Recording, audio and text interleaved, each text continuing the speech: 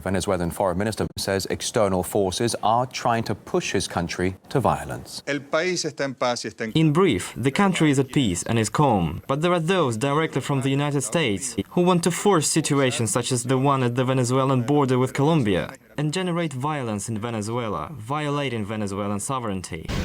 All right, let's learn a bit more about this. RT's Nikki Aaron. This ongoing power struggle between Nicolas Maduro and Guaido. Well, the US and dozens of other nations who have sided with opposition leader Juan Guaido are leading us to believe that. Why isn't he letting this aid into his country if his people are starving, which is what they've been led to believe? So it's easy to paint a picture of Nicolas Maduro as this evil despot who's letting his people starve. But on the flip side, we've got Nicolas Maduro saying, well, there isn't a crisis in Venezuela, and he's called this whole thing a US orchestrated show. You can see behind me is toothpaste, which CNN has said does not exist in Venezuela. And what is on the plane are basic goods, things that aren't available or accessible in Venezuela, things like nutritional biscuits, toothpaste, toothbrushes.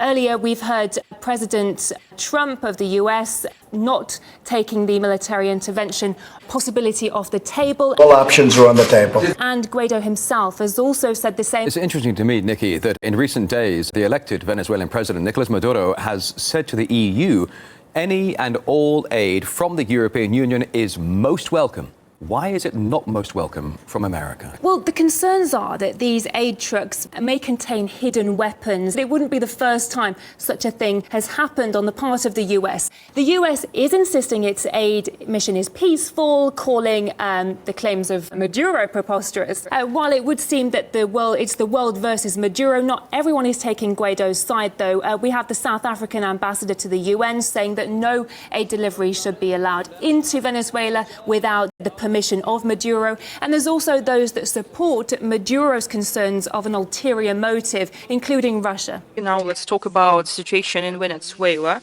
I think that most of you are not indifferent about what happens in that country. It seems to us that Washington decided not to celebrate the 5th anniversary of a coup d'etat in Ukraine, so they decided to organize a coup d'etat in a neighboring state, and they want to preserve a zone of their influence in the region. That such action is fraught with a confrontation between proponents and adversaries of the legitimate authorities of Venezuela. All this provocative action goes in line with the military science, and we have all the information about it. And you can find the information that we're talking about on the social media and in the internet. We see that American armed forces and their military equipment are deployed near the Venezuelan territory. We received information that the United States and their allies in NATO are going to procure a large bulk of weapons and ammos, and they will transfer them to opposition forces Venezuela. We're talking about samples and prototypes of heavy machine guns, underbarrel grenade launchers, grenade machine guns, mobile air defense systems, ammos for small arms, and artillery weapons of various uses. That's what we're talking about when Washington is organizing humanitarian convoy and the delivery of humanitarian assistance to Venezuela. They are going to use neighboring countries and cargo planes of International Freight Forward Company. But actually, such a sad story has Ukrainian traces. Particularly, they're going to use state-owned company Antonov. They pay also attention to propaganda. They also have to file reports to U.S. voters what's going on in Venezuela. And the United States are taking major steps, particularly the U.S. administration escalates the situation. And still the idea to the world that there is a point of no return and Maduro should leave. And Washington and their plans are going to implement them till the end, and no one is confused by the fact that such scenario might have dire consequences. Particularly, we paid attention to the statement made by the US President Trump in Miami, where he called them to ignore orders of their legitimate leader. Just could you imagine the situation that the leader of another country would call the military not to implement the orders of their legitimate leader?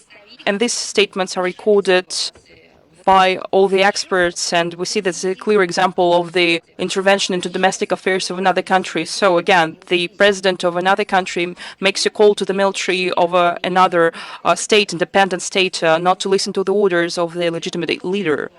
I think that the United States and politicians who favor and accept such actions have no right to talk about legitimate or illegitimate things in the world. Also, some soldiers experienced blackmailing and threats that they might lose everything if they break the oath. On the 18th of February, in our statement, we have provided our detailed response and reaction to such dangerous plans. And the reactions show that we were heard, and many share our opinion. Someone can say someone has forces and powers to agree with us, but some people remain silent and they have no opportunity to express the agreement with us. We're talking about Venezuela, but not also about Venezuela.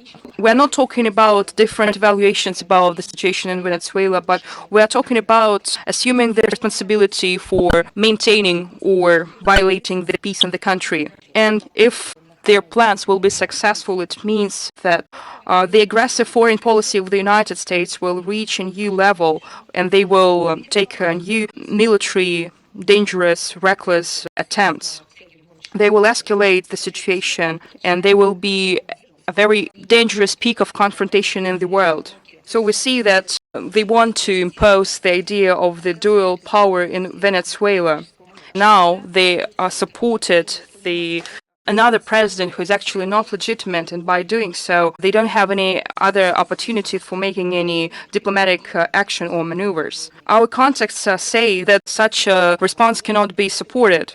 We believe that it's very important to respect the UN Charter and all the principles enshrined in it, which is the non-intervention into domestic affairs, the respect of sovereignty, the non-recourse to the use of force. It's also very important to understand that such principles of the United Nations are very important and fundamental for the world. And those who are worried about the humanitarian situation in Venezuela, we can only advise you to follow the example of the countries that cooperate in implementing humanitarian programs with UN bodies and the government of the country.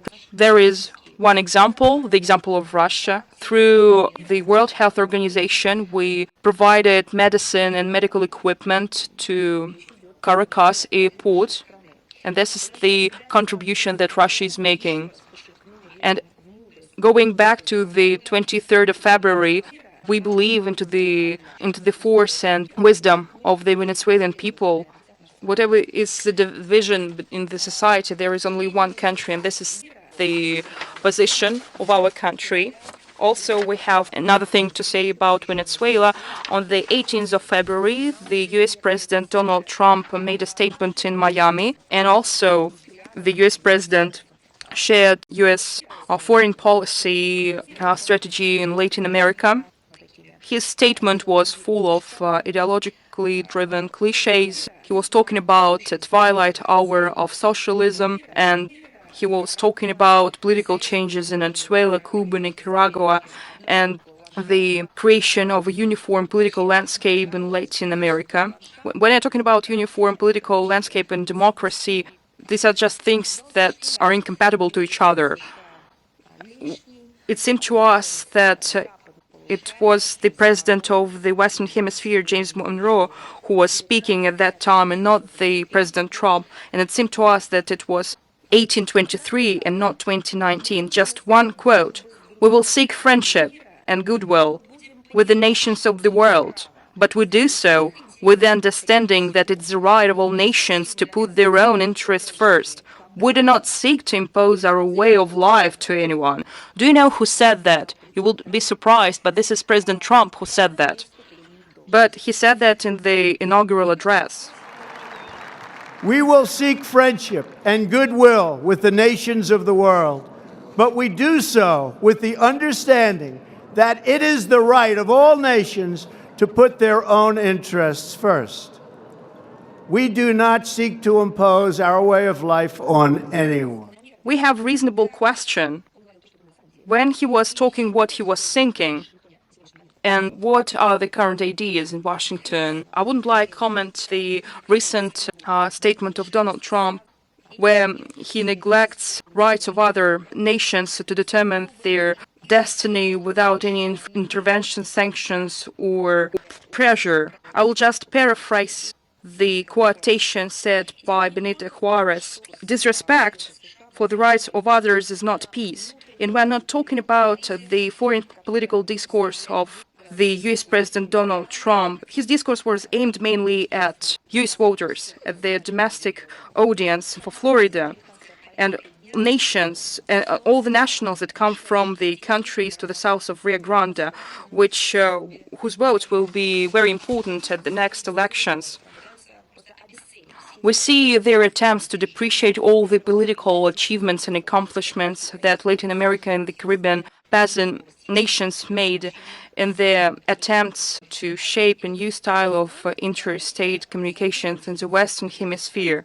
And this region was the first region that became the first nuclear weapons-free zone. And this region was proclaimed the peace zone where all countries trying to coexist harmonically by respecting their social and political system. The Latin America and the Caribbean basin formed a unique concept, unity in diversity. It has nothing to do with the concept of political loyalty and political uniformity, which is mentioned by Washington and the United States. Just think about it, unity and diversity, just two different things, absolutely different things. I would like also to tell you that the offer to replace the unity with the well-forgotten things that remained in the past. The offer to join the right flank, those who believe to be leaders of the region. I would like to hope that today's politicians that will determine the destiny of the region will know that the pediment of the Colombian foreign ministry in Bogota bears the words of Simón Bolívar: each nation has right to choose a government on its own discretion, and other nations should respect its choice. It's so relevant today. Please use the YouTube tools to share this video. Share the link to this video with everyone you can to get the word out. Hands off Venezuela. And please subscribe and click the bell. Even subscribing and clicking the bell helps. And also check out this video from the Bolivian president, where he goes into detail about the wrongs of US foreign policy. There's an annotation to this video around the end of this video or in the video description.